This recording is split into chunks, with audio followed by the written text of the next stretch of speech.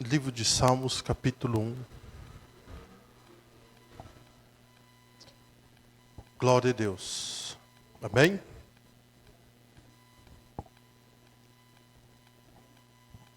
Bem-aventurado o homem que não anda segundo o conselho dos ímpios, nem se detém no caminho dos pecadores, nem se assenta na roda dos escarnecedores. Antes tem o seu prazer na lei do Senhor, e na sua lei medita de dia e de noite. Pois será como a árvore plantada junto aos ribeiros das águas, ao qual dá o seu fruto no seu tempo. As suas folhas não cairão, e tudo quanto fizer prosperará. Não são assim os ímpios, mas são como a moinha que o vento espalha. Por isso, os ímpios não subsistirão no juízo, nem os pecadores na congregação dos justos. Porque o Senhor conhece o caminho dos justos, porém o caminho dos ímpios perecerá. Glória a Deus. Irmãos, é uma palavra, essa palavra que foi lida aqui é uma palavra até pesada. Mas eu vou falar para vocês. De acordo com os tempos em que nós estamos vivendo, nós vemos que tem que ter uma palavra pesada. Porque é o seguinte, você já observou o tanto de portas diferentes que tem acrescentado nos últimos dias? Quando eu falo portas, são tipos de vidas, tipos de caminhos diferentes, a qual tem conduzido muitos à ruína. É muitos caminhos diferentes que têm surgido nos últimos dias, e a tendência é piorar. A tendência é piorar. Quando eu falo de caminho, a gente pega um exemplo, quem toma os caminhos das drogas, quem toma os caminhos do álcool, entendeu? É um caminho horrível. Mas nós vamos ver aqui, eu estou dizendo caminho, porque eu estudando esta palavra, eu pude observar bem claro, no versículo 1, está falando sobre caminho. Bem-aventurado o homem que não anda segundo o conselho dos ímpios, e nem se detém no caminho dos pecadores. Nós vemos duas situações bem claras aqui. Um recado vai para a igreja, um recado vai para o ímpio. Se você observar no versículo 1, fazer uma análise aí desse capítulo que nós lemos, nós vamos ver, bem-aventurado o homem que não anda segundo o conselho dos ímpios. O primeiro, conselho dos ímpios. O segundo é, nem se detém no caminho dos pecadores. Então observa para você ver que tem uma palavra direcionada aos ímpios. Não anda segundo o conselho dos ímpios. Ou seja, um caminho. Se alguém está andando ou trilhando, ele está em um caminho. O outro conselho é, nem se detém no caminho dos pecadores. Então, além de fazer a distinção de duas coisas, a separação de duas coisas, que é, não anda segundo o conselho dos ímpios, eis aí uma questão. Porque creio no mundo tão grande igual esse, uma multidão tão grande igual essa, que existe na face da terra. Existe quem serve, tem quem serve a Cristo, quem é cristão e santifica a sua vida. Aí a Bíblia está nos dizendo, bem-aventurado o homem que não anda segundo o conselho dos ímpios. O outro conselho é, nem detém no caminho dos pecadores. Quando se refere acerca dos pecadores, quem pratica iniquidade. Entende? Quem pratica iniquidade são caminhos. Conselho dos ímpios, caminho dos pecadores. Nem se assenta na roda dos escarnecedores. Quais são os escarnecedores? Aqueles a qual não santifica a sua vida, não separa a sua vida para Cristo, mas vive saciando os desejos de sua carne. Então, ou seja, nem se assenta na roda dos escarnecedores. A gente vê um grande exemplo, vamos pegar aqui a festividade de Natal. Quantos se juntaram para se alegrar com a sua família? Quantos se juntaram para orar ou clamar a Deus junto com a sua família? Mas quantos se juntaram para cheirar o baseado? Quantos se juntaram para fumar uma maconhinha? Então veja para você ver como é que as coisas, ou seja, nem se assenta na roda dos escarnecedores. Enquanto alguns estão pensando, não, eu passo a virada do ano na igreja, glorificando a Deus, exaltando o nosso Deus. Outro pensa, eu passo a minha virada tomando uma cervejinha. Está ali o escarnecedor, ele está fazendo o quê? Saciando os desejos da sua carne, as emoções carnais da sua vida. Então, eis o conselho: bem-aventurado o homem que não anda segundo o conselho dos ímpios, nem se detém no caminho dos pecadores, e nem se assenta na roda dos escarnecedores. Caminhos.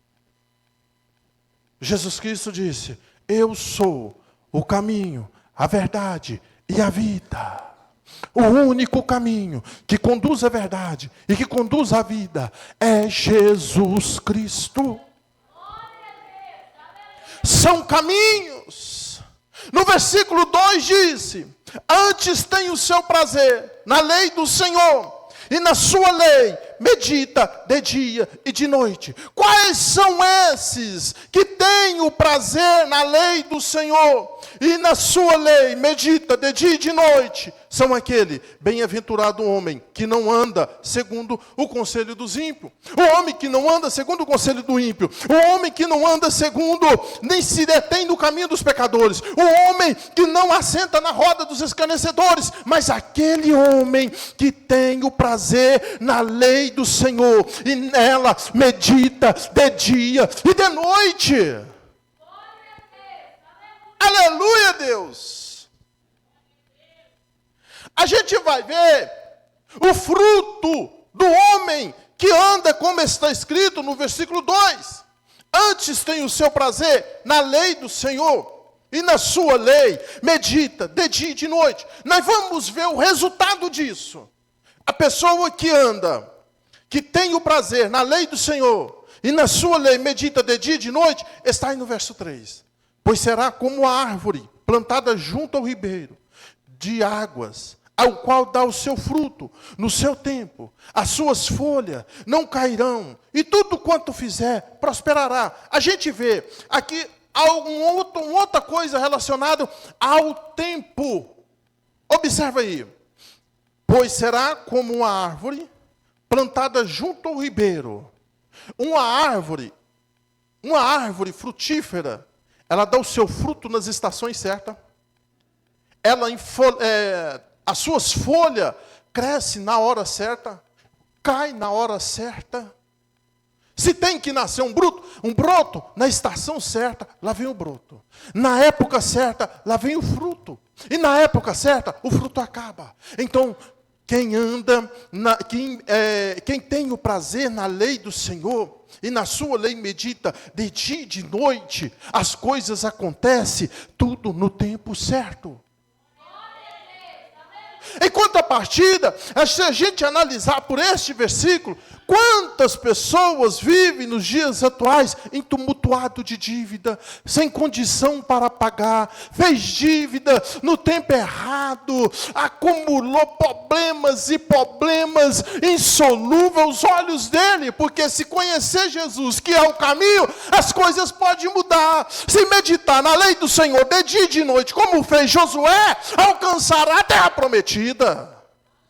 Glória a Deus. Veja aí, uma árvore plantada junto ao ribeiro, ao qual dá o seu fruto no seu tempo. As suas folhas não cairão, e tudo quanto fizer prosperará. No versículo 4, não são assim os ímpios, mas são como a moinha que o vento espalha. O que é a moinha? Aquela paia fininha. Só o farelo, quando o vento vai, ela vai para lá. O vento sopra, ela vem para cá. Então ela vai de acordo com o vento. Igual maré na água. Vai para lá, o vento sopra, ela vai. O vento sopra para cá, ela vai também. E assim fica, indo para um lado e para o outro, vai guiando para um lado e para o outro. No verso 5, por isso os ímpios não subsistirão no juízo, nem os pecadores na congregação dos justos. Esse versículo 5 é uma palavra muito pesada para se ouvir, e muito pesada, difícil para falar, porque a gente vai ver falando de juízo, nós vamos ver falando que, olha aqui, por isso o ímpio não subsistirão no juízo, e nem os pecadores na congregação dos justos. Duas coisas estão acontecendo. Os ímpios não subsistirão no juízo. Qual juízo é esse? Vai haver um dia em que todos nós vamos ser julgados diante de Deus. A Bíblia nos fala em Apocalipse que quando Jesus vier sobre a nuvem, vai estar vindo ali, vai acontecer ali um julgamento nos ares.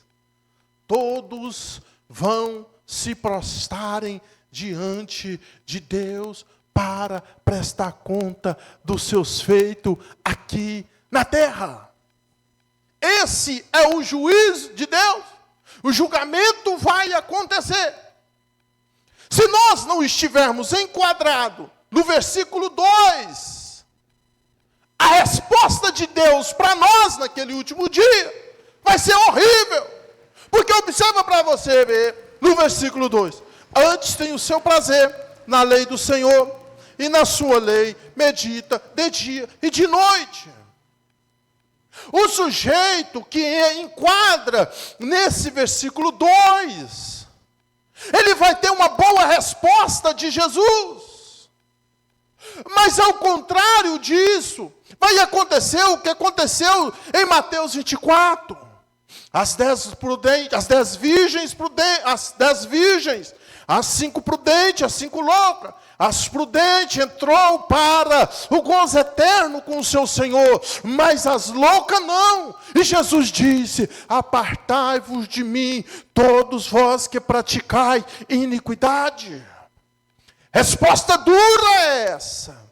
Por isso os ímpios não subsistirão no juízo, nem os pecadores na congregação dos justos. Aqui nesse versículo 5, a gente vai ver, os ímpios não subsistirão no juízo. Isso aí, juízo de Deus. Agora vamos para a congregação, dentro da congregação. Nem os pecadores na congregação do justo. Ou seja, os ímpios não subsistirão no juízo de Deus. E os pecadores não permanecerão na congregação do justo. Está aí, versículo 5.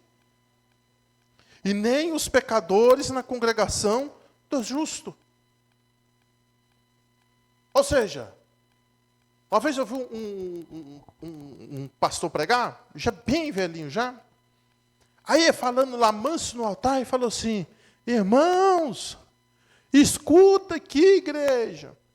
Jesus, ele é a árvore, ele é a videira, nós somos os galhos. Ou nós somos o fruto. Ele estava dando um exemplo. Verdadeiramente Jesus Cristo é a videira. Ele falou: olha, em um determinado tempo, Jesus balança o tronco da árvore. Quem não está firme, cai.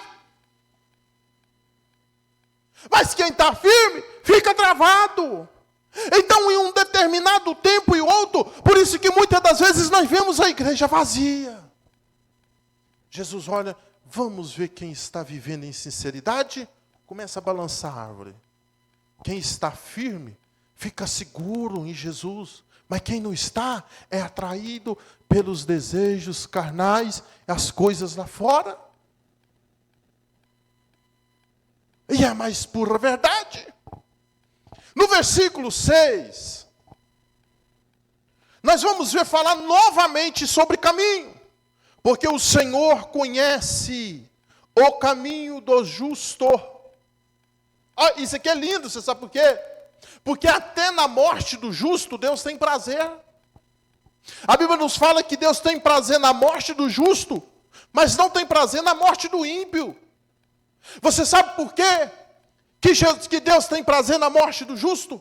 Porque Ele sabe que aquela alma vai ser salva.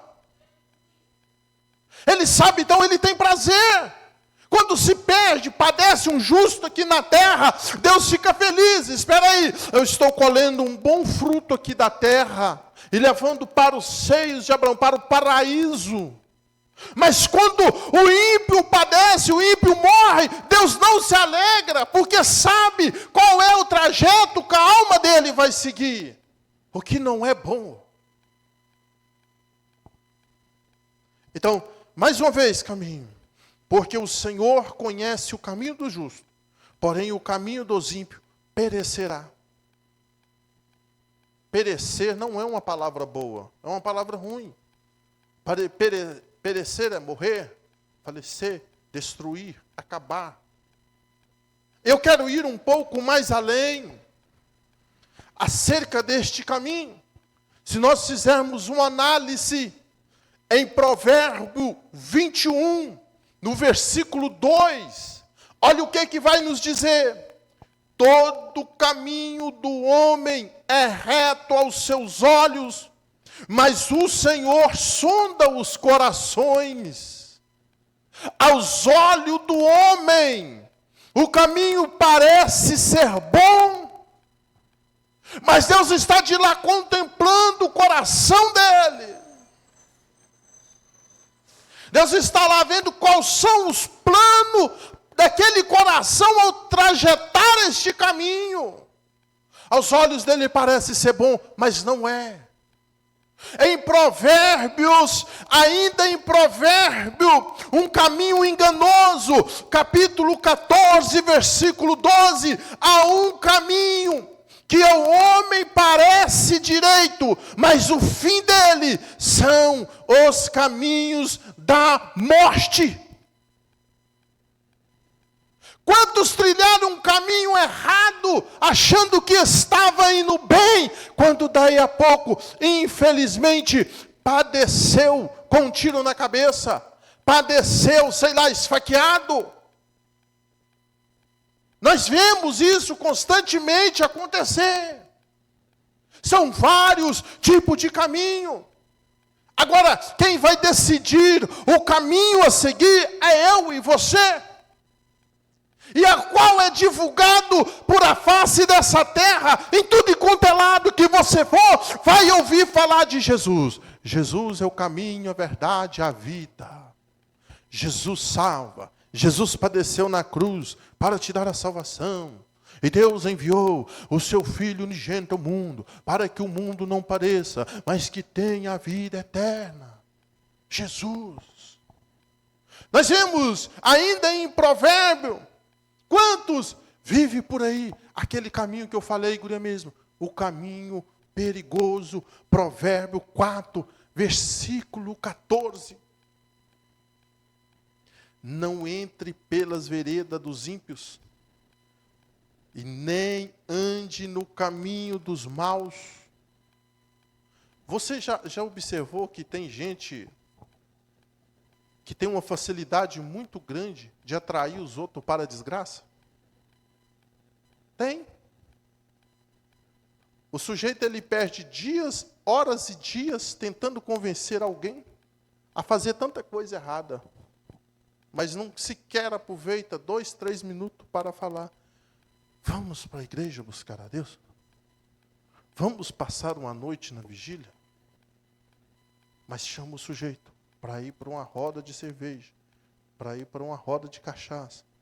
Oferece um cigarro, oferece uma maconha, oferece um pó, e é a mais pura verdade.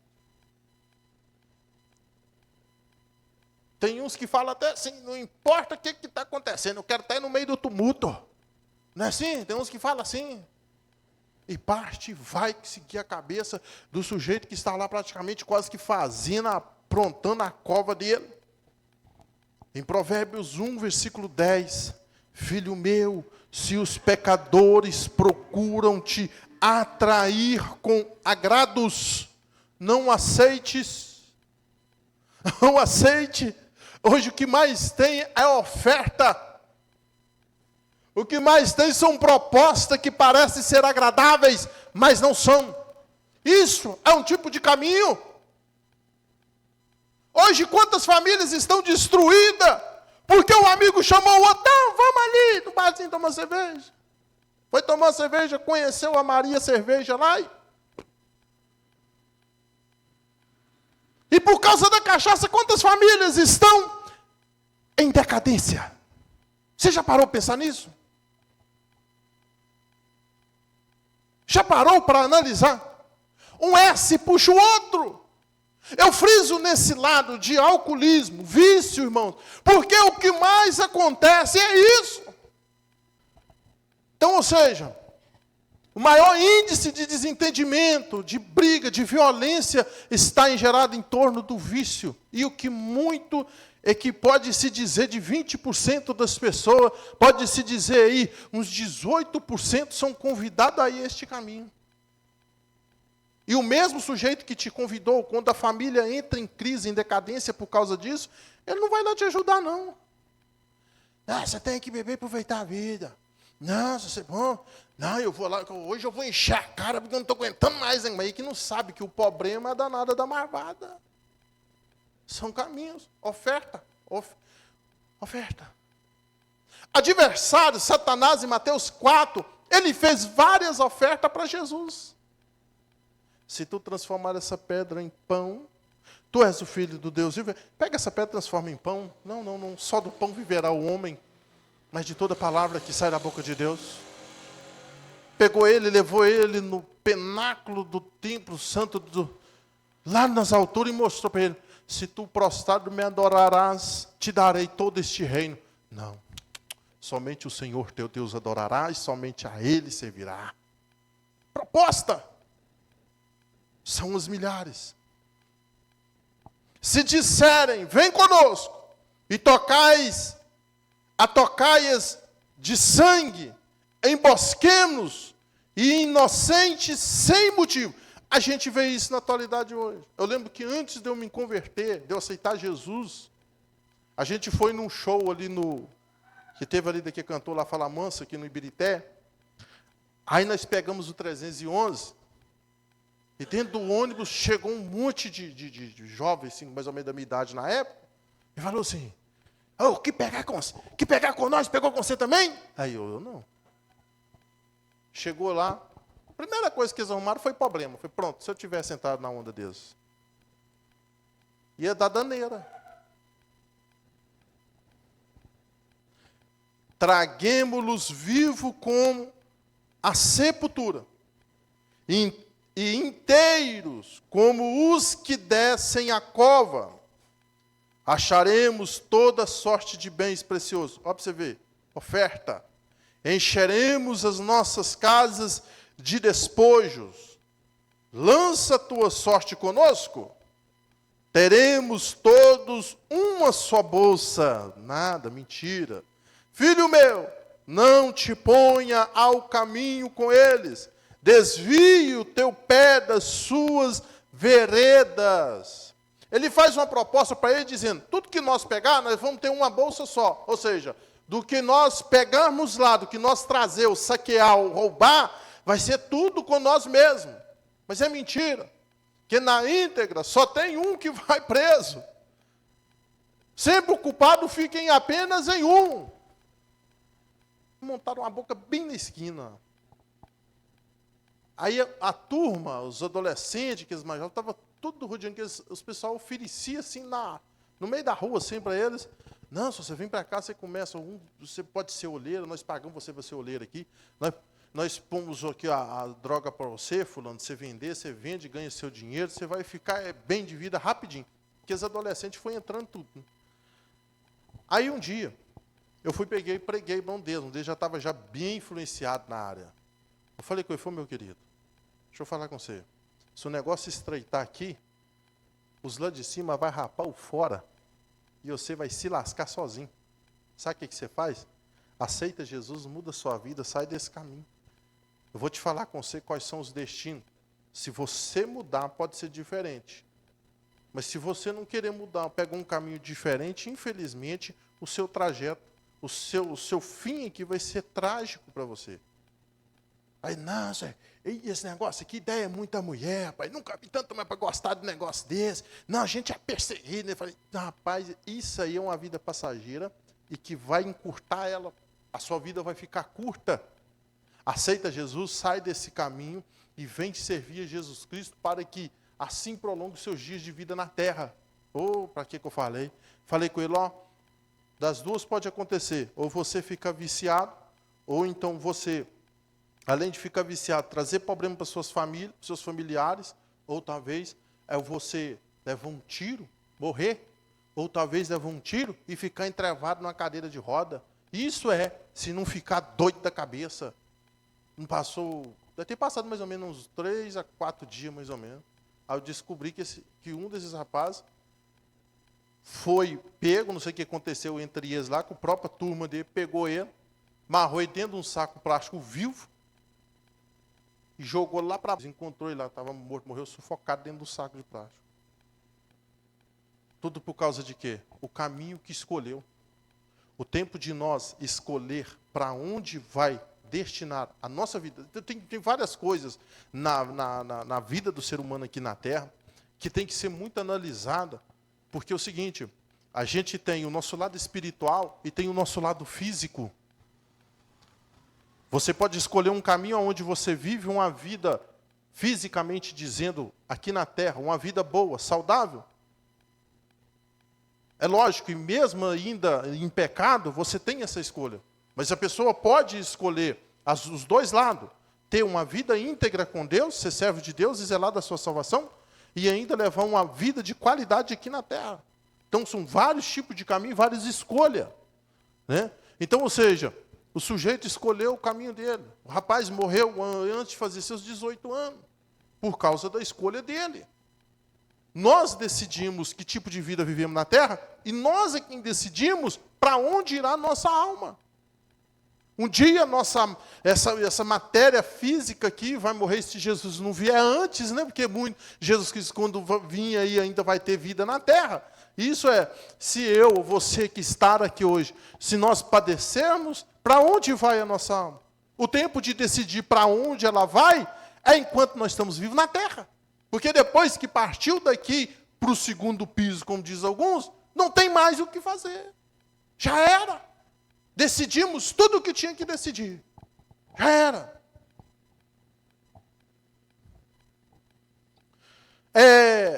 Ainda tem um outro caminho da escuridão. Provérbios 4, versículo 19. O caminho dos ímpios é como a escuridão. Nem sabe, nem quem tropeça. E é verdade. O sujeito arruma problema com alguém sem saber quem é ele. Sem conhecer a pessoa. Então, ou seja, sai atropelando a riveria. Nas escuras. Segue um caminho que não sabe aonde vai chegar. Sabe por quê? Porque é o seguinte. Quando o ser humano está em treva, nas escuras, nem ele sabe qual destino toma a alma dele. Para você ver como é que são as coisas, que quando alguém morre, de alguém a qual não conhece a palavra de Deus, ele está orando pelo defunto que está morto. Ou alguns, até reza, com todo respeito, é lógico, o ente querido lá, mas o sujeito já morreu. Está ali apenas igual a Adão, lá no jardim do Éden, quando Deus formou ele, sem soprar o fôlego de vida no bonequinho de barro. Então não se ora mais para o sujeito que morreu, mas eles estão lá orando por falta de sabedoria. Eles estão lá pedindo Deus em favor do sujeito que já morreu. Ali já acabou. Jesus Cristo disse assim, deixe que os mortos velem os mortos. Os mortos que se entendem. Agora nós estamos em vida. Então o momento de fazer algo por alguém, o ente querido, é agora enquanto ele está vivo, que depois que morreu, acabou. Não se faça mais nada. Não se faça mais nada. O caminho dos ímpios é como escuridão, nem sabem em quem tropeçam. Nós temos aqui também um novo caminho, que é o caminho da obediência, o caminho, como caminhar, o caminho da vida. Provérbio 10, 17. O caminho para a vida é daquele que guarda a instrução, mas o que deixa a repreensão comete erro. Tem gente que não gosta de ser repreendido. Tem gente que não gosta de ser repreendido. Olha para você ver. Eu acredito que eu não preciso nem de falar que todos sabem. A igreja Deus é Amor, ela é uma igreja que prega pesado, que repreende, que exorta. É exatamente o culto de hoje, que é culto de doutrina. Olha para você ver, a igreja devia estar cheia, mas está vazia. Por que eles pensam? Não, eu não vou porque ela é muito severo. Mas está esse que não sabe que a Bíblia nos orienta assim. Pregamos a verdade com o intuito de conduzir a salvação. Uma vez eu vi um vídeo, pastor falando assim, eu estou preocupado, pastor de uma igreja aí, não vou citar o nome por respeito, deixa isso para lá. O pastor disse assim, eu estou preocupado como o índice de divórcio e adultério que está dentro das nossas igrejas. Porque não prega exortação.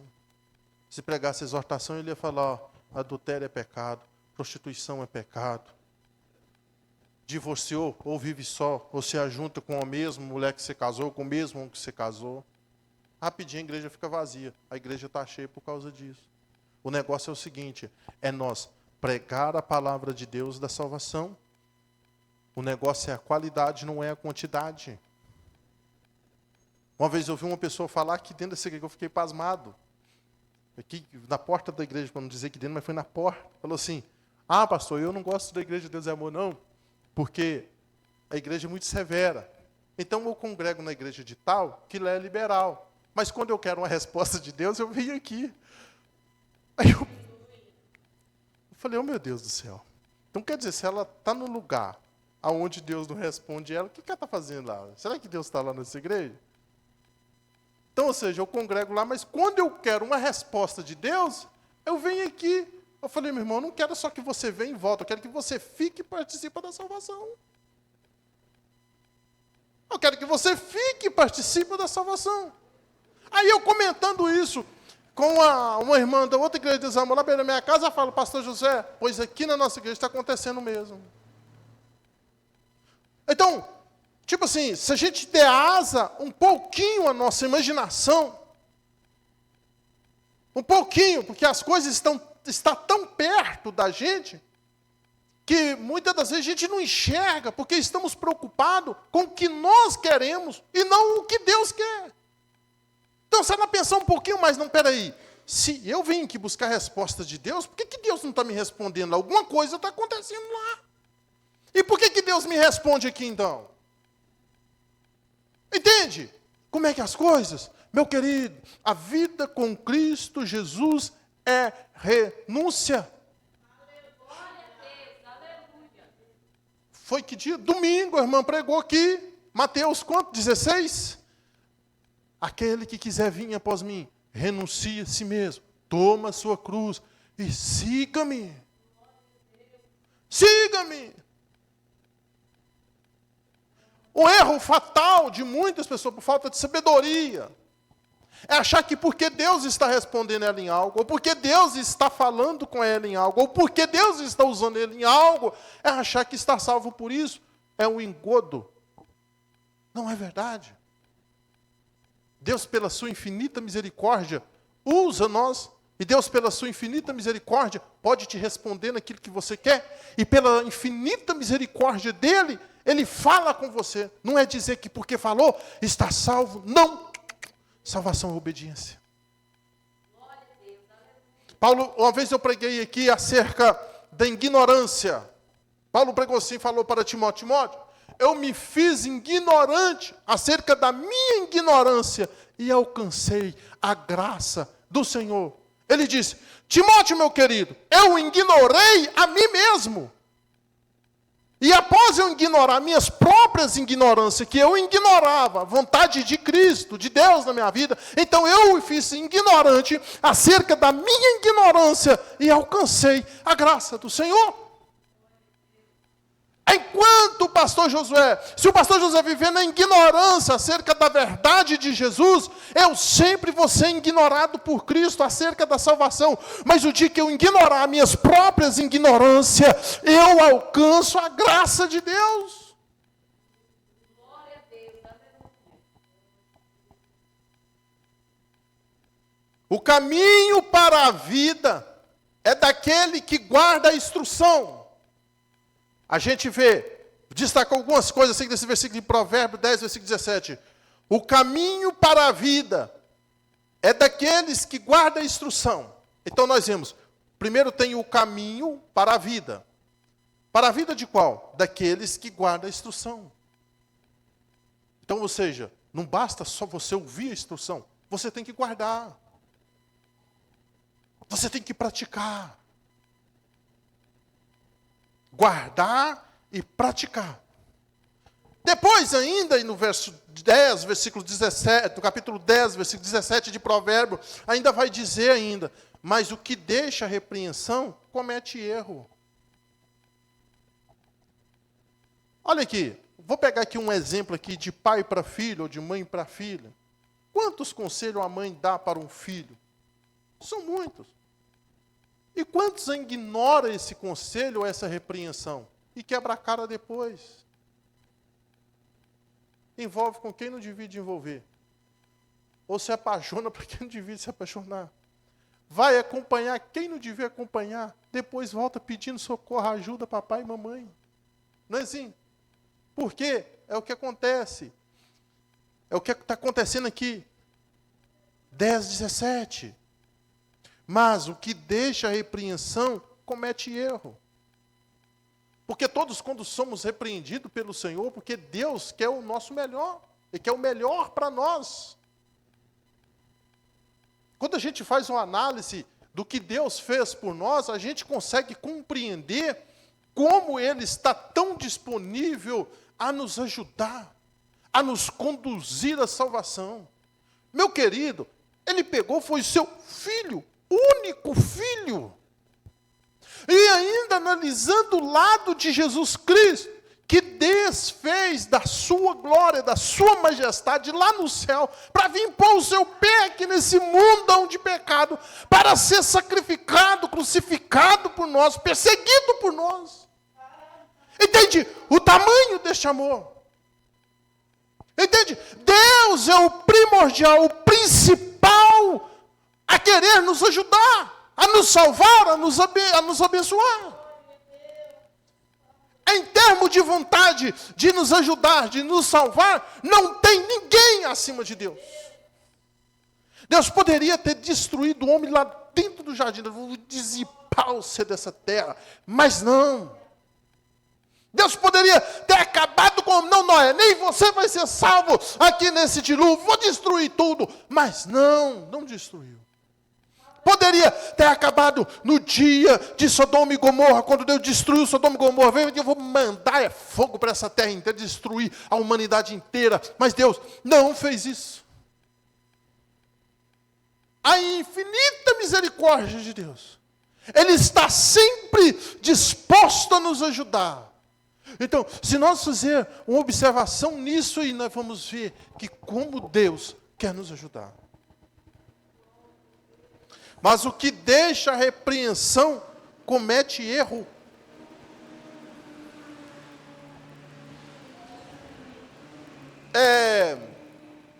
Tudo que se há repreensão é porque tem um motivo. Toda vez em que Deus levantou a sua voz contra os povos israelitas para o repreender, porque precisava de fazer algo. E nós, seres humanos aqui na Terra, nós temos que ser repreendidos toda hora e todo minuto. Porque a Bíblia fala que a nossa carne é fraca. A nossa carne só puxa para o lado do pecado. Só puxa para o lado do erro. Tem um negócio chamado, na vida de qualquer ser humano, emoções. Esse negócio tal de emoções deixa o sujeito completamente confundido, bagunçado. Aquele êxtase, em outras palavras para dizer, emoções, para vocês entenderem, são aquele êxtase de quando o sujeito quer tanto fazer algo, ele vai lá e faz e se sente feliz. É um êxtase. E a carne puxa para esse lado, que é o pecado. É igual o sujeito, quando enche a cara na bebida, depois ele vai sofrer o quê? As consequências. A ressaca vem violentamente. Enquanto está lá, ele está gostando do êxtase, do pecado, do erro. Mas depois vai ter uma resposta, depois ele vai ter o estorno daquilo. Né? Ele vai ter um estorno daquilo, a qual não vai ser agradável. Por isso que o quê? Nossa carne sempre puxa para o lado do pecado. Se você analisar a Bíblia, do Novo Testamento adiante, você vai ver Jesus Cristo repreendendo Satanás. Você vai ver Jesus Cristo dizendo, em meu nome vos farão milagre, em meu nome vos expulsarão demônio. Mas vocês nunca vão ver Jesus Cristo falar que no nome dele repreendemos a carne. Você não vai ver isso. Você não vai ver isso. Entende? Então, ou seja, os desejos da carne, a carne só puxa para o lado do pecado. A única ferramenta que Jesus Cristo disse para nós matarmos a carne é o quê? É jejum, oração e Bíblia, santificação. Apenas a santidade vai combater esse êxtase da carne. Vai te impedir de ir parar no pecado. Porque quanto mais santificamos a nossa vida, jejuamos, consagramos, estudamos a palavra de Deus, oramos, toda vez em que a carne optar em fazer algo errado, automaticamente o Espírito Santo está ativo em nós. Espera, isso está errado. Aí vai cumprir isso daqui. Bem-aventurado o homem que não anda segundo o conselho dos ímpios. Por quê? Bem-aventurado o homem. Porque agora ele recebe aqui um alerta do Espírito de Deus. Um alerta. Até onde nós vamos, até para onde nós vamos, o Espírito Santo está nos conduzindo, é o nosso condutor. Foi o que Jesus disse lá em João 14. Eu não vos deixarei órfão, eu irei para o meu Pai, mas eu enviarei o Consolador, que ficará convosco até a consumação dos séculos. Ou seja, eu vou enviar o meu Espírito para orientar vocês aqui na terra. Mas para isso, Pedro, Tiago, João, Deltrano, Bertano, vocês têm que jejuar. Vocês têm que consagrar suas vidas. Vence o que você alimenta mais. Se você alimentar os seus desejos carnais, óbvio que a carne vai crescer. Se você alimentar o espírito, jejuar, orar, ler Bíblia, aí sim o espírito cresce na nossa vida. Provérbios 12, 28. Na vereda da justiça está a vida, e no caminho da sua correção não há morte. Que versículo lindo isso aqui. Isso aqui nós estamos falando acerca do caminho da obediência. Na vereda da justiça está a vida. Ou seja, no caminho da justiça está a vida. Se você anda com justiça, se você anda com sinceridade, anda com verdade, aí está a vida. E no caminho da sua correção não há morte. Por quê? O justo está aqui, ó. O justo. Porque por isso o ímpio não subsistirão no juízo, e nem os pecadores na congregação do justo.